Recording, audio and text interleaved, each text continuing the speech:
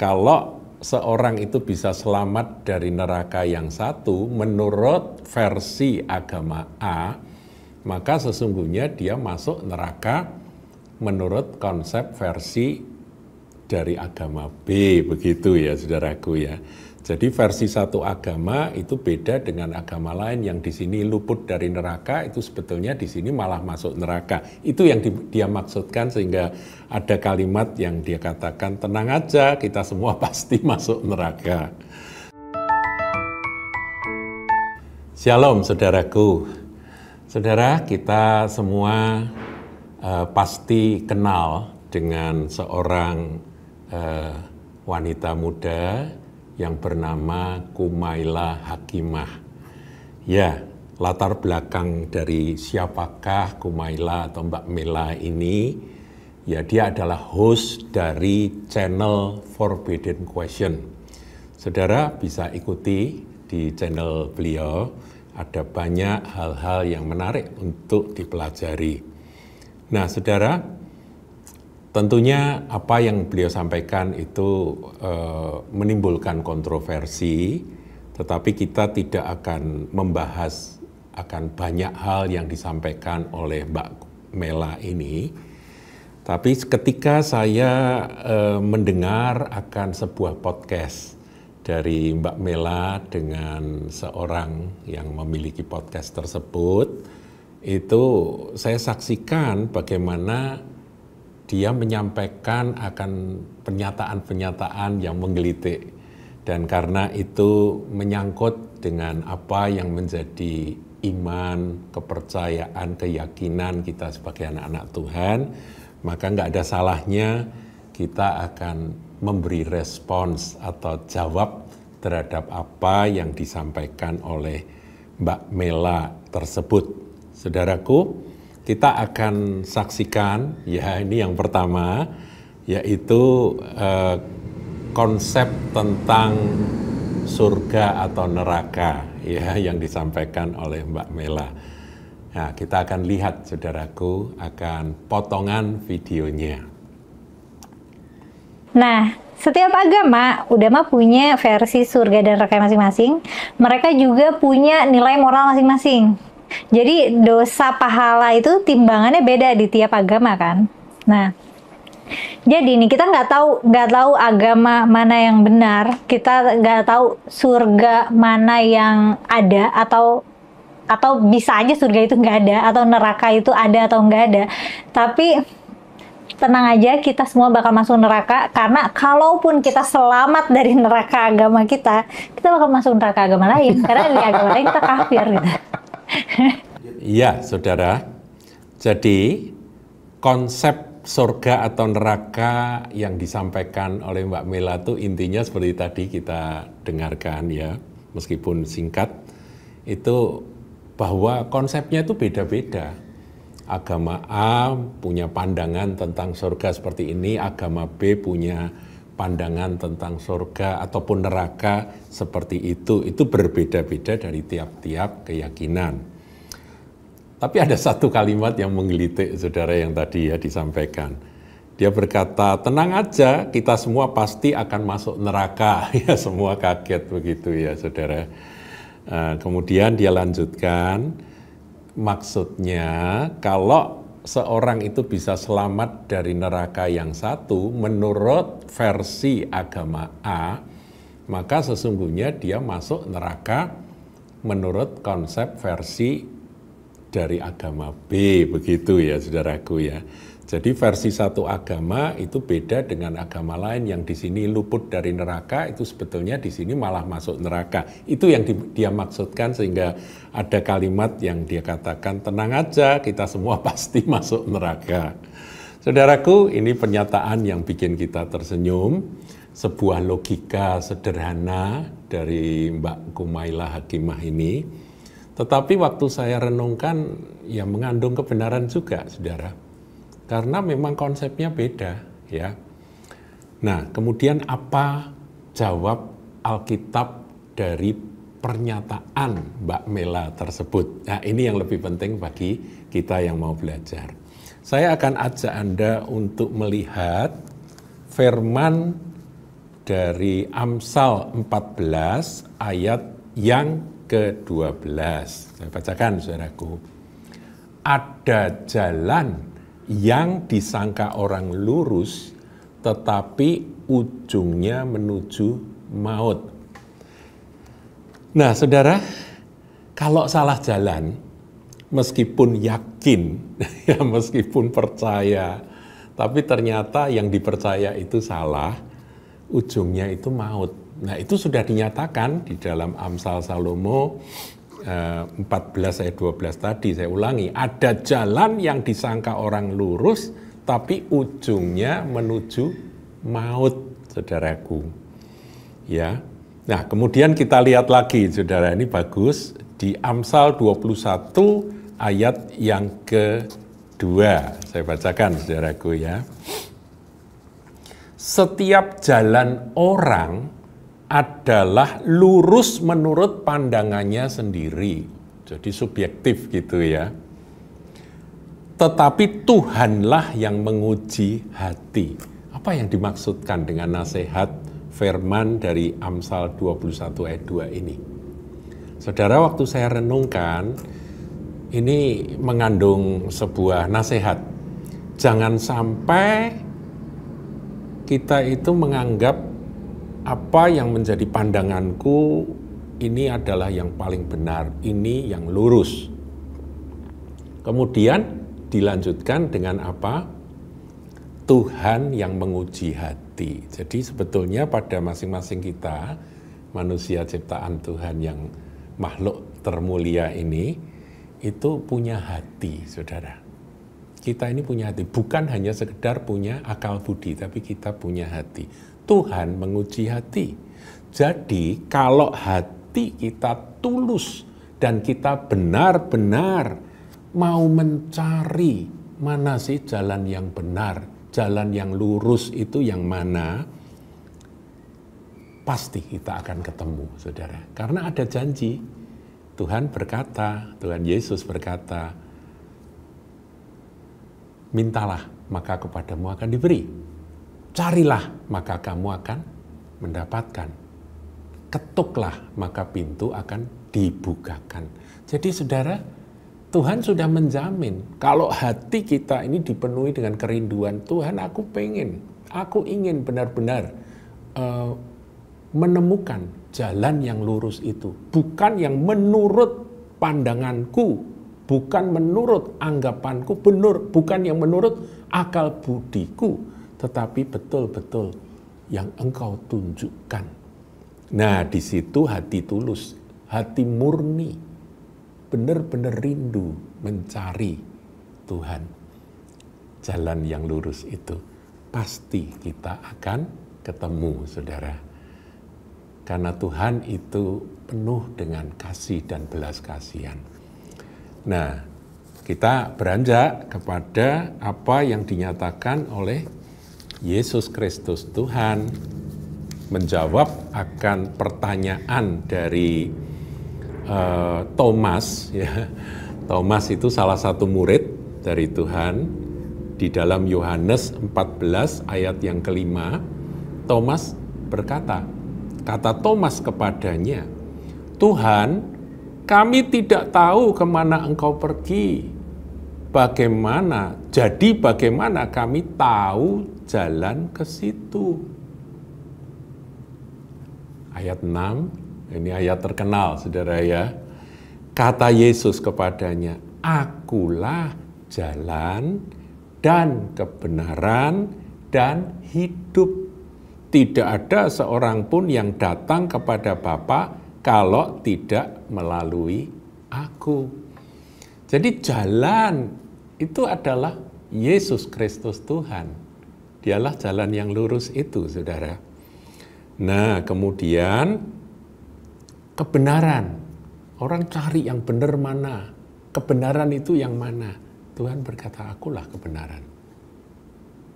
Jadi ego emi, hodos itu jalan. Ya, kai aletheia dan aletheia kebenaran. Kai soe dan hidup. Hidup di sini hidup kekal, saudara, hidupnya Allah ya. Jadi bukan hidup taraf manusia. Jadi kalau hati kita tulus, karena tadi dikatakan Tuhan itu menguji hati. Jadi hati yang benar-benar mencari dengan tulus, tidak sombong, tidak menganggap bahwa akal budiku ini yang paling benar, enggak. Tapi hatiku ini pengen menemukan kebenaran sejati, maka pasti Anda akan ketemu. Ya, itulah saudaraku, potongan jawaban bagi potongan video yang singkat dari Mbak Kumaila tadi. Nah, sekarang yang kedua, saudara. Ya, yang kedua ini menarik ya. Coba kita akan saksikan yang kedua.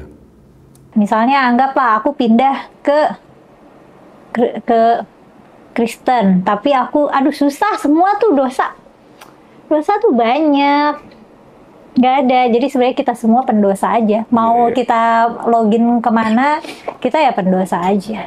Saudara, di sini Mbak Mela menyatakan, misalnya saya ini login ke Kristen gitu ya. Ini kan sudah banyak tuduhan bahwa Mbak Mela ini sudah jadi Kristen gitu ya. Saya kira belum, saudaraku ya. Karena apa? Ya karena pemahamannya, pengertiannya tentang isi Alkitab ini masih belum menunjukkan bahwa beliau adalah orang Kristen atau orang yang percaya pada Yesus Kristus Tuhan.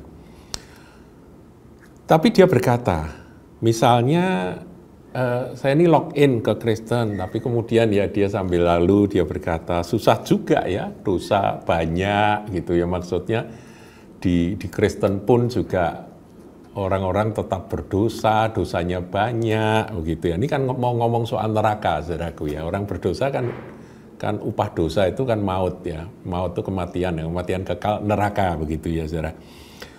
Terus kemudian dia menyampaikan di kalimat terakhir tadi, karena kita ini pendosa. Nah, saudara, jawaban dari firman Tuhan mengenai pernyataan Mbak Mela tadi bagaimana? Saya mau sampaikan, saudaraku, benar dan tepat sekali apa yang Mbak Mela tersebut katakan. Kita semua, saudara, adalah orang berdosa. Dan upah dosa itu maut. Dan bukan saja sedikit dosa kita banyak.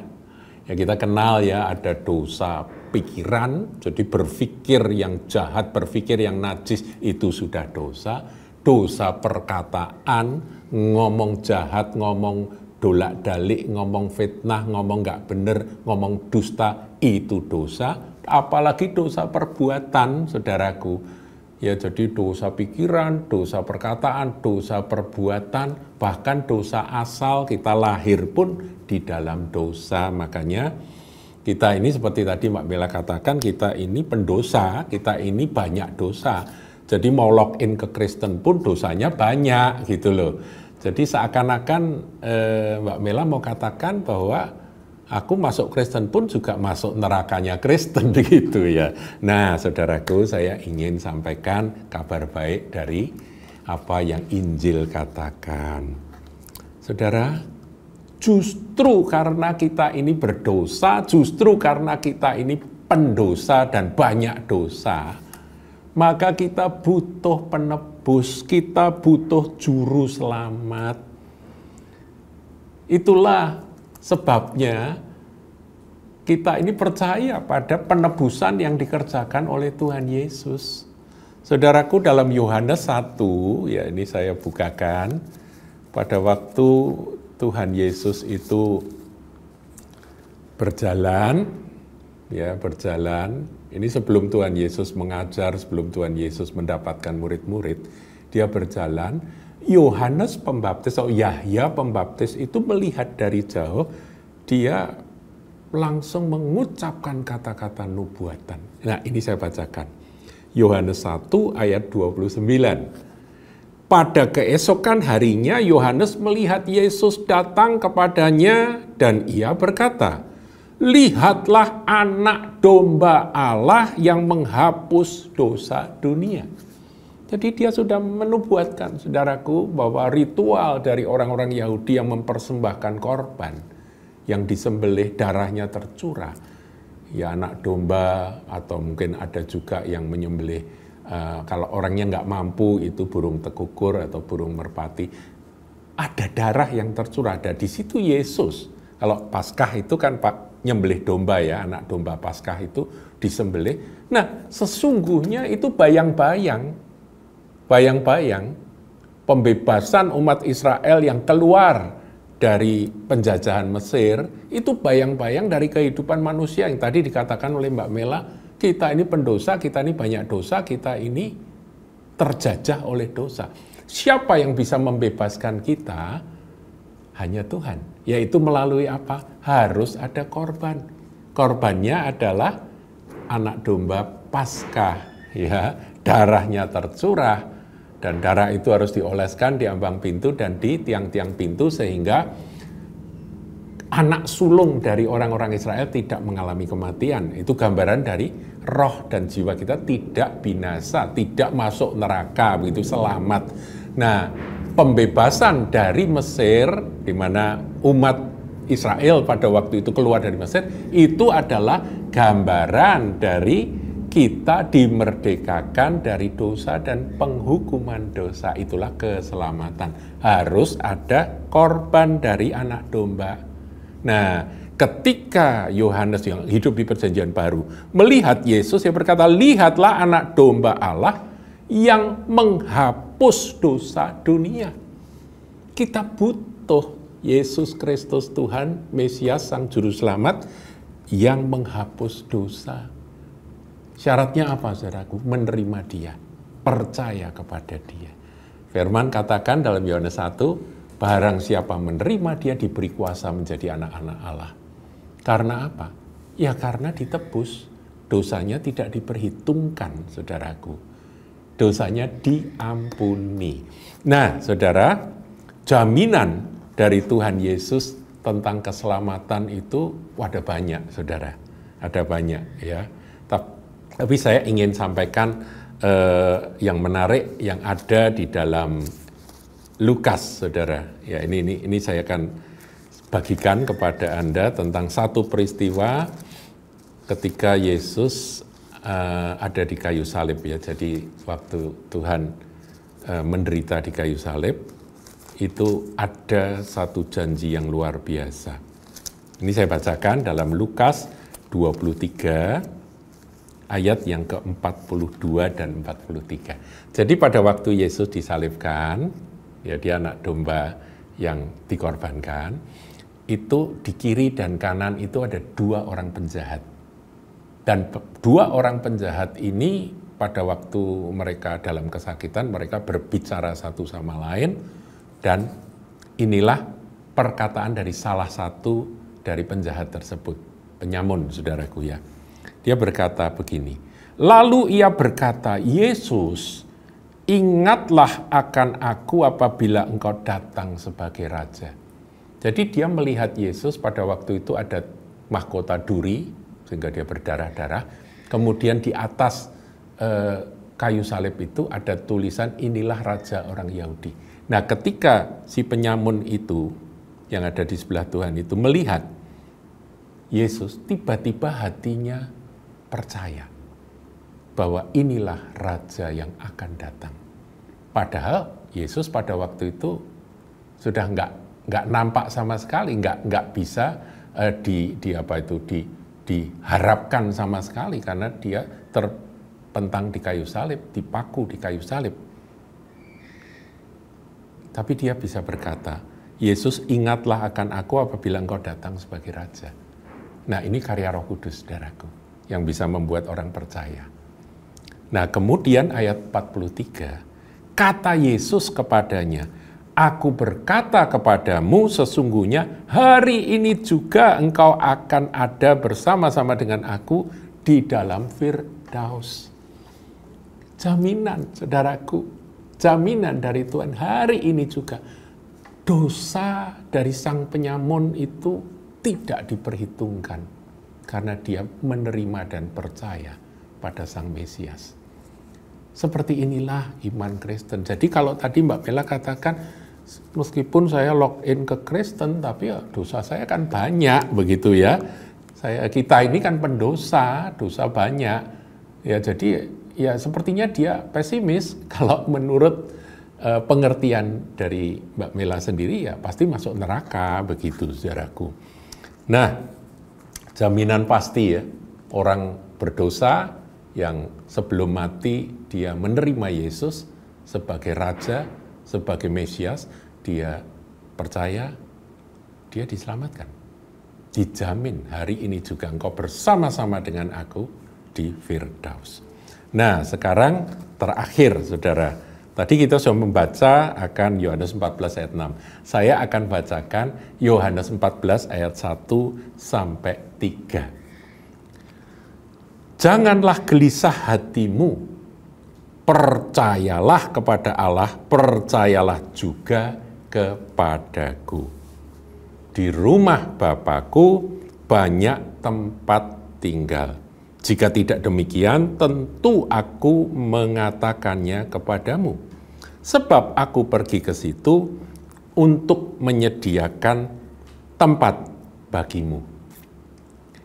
Dan apabila aku telah pergi ke situ dan telah menyediakan tempat bagimu, aku akan datang kembali dan membawa kamu ke tempatku, supaya di tempat di mana aku berada, kamu pun berada. Saudaraku, Tuhan berbicara dalam bahasa manusia, bahwa manusia ini setelah meninggal nanti mau kemana? Tadi dikatakan Firdaus. Kemudian Tuhan juga memberikan penghiburan kepada murid-murid, karena pada waktu itu menjelang Tuhan Yesus akan meninggalkan murid-murid, dia mati disalib, dikuburkan, meskipun nanti bangkit pada hari ketiga, dan kemudian dia juga harus naik ke surga. Dia katakan demikian, di rumah Bapakku banyak tempat tinggal. Jika tidak demikian, tentu aku mengatakannya kepadamu, sebab aku pergi ke situ untuk menyediakan tempat bagimu. Jadi surga apakah sebuah tempat? Kalau menurut ayat ini iya tempat, tapi tentunya dalam dimensi yang tidak bisa kita fahami seperti dimensi alamiah begini. Dan apabila aku telah pergi ke situ, telah menyediakan tempat bagimu, aku akan datang kembali dan membawa kamu ke tempatku, supaya di tempat di mana aku berada, kamu pun berada. Yang paling penting adalah kalimat terakhir dari ayat 3. Supaya di tempat di mana aku, Yesus, berada, kamu pun berada. Jadi sebetulnya surga itu saya nggak terlalu peduli dengan tempat seperti apa, kenyamanan seperti apa. Di dunia ini mau cari tempat yang sangat nyaman, saudara bisa temukan. Hotel-hotel bintang 7 itu yang sangat nyaman, saudara bisa temukan. Saudara apakah mau membandingkan nanti surga lebih indah dari itu, ya terserah. Tapi bagi saya, menurut ayat ini, yang penting ada Tuhan. Ada Tuhan Yesus di sana, dan kita akan bergabung, dan kita akan bersatu dengan Dia. Kita akan bersama-sama dengan Dia selama-lamanya. Itu yang terpenting, saudaraku. Jadi surga itu ya di mana ada Tuhan Yesus, disitulah surga. Paham ya? Saya kira saudara yang mengikuti akan Suara Gembala ini, saudara punya pemahaman yang diluruskan. Tuhan Yesus memberkati.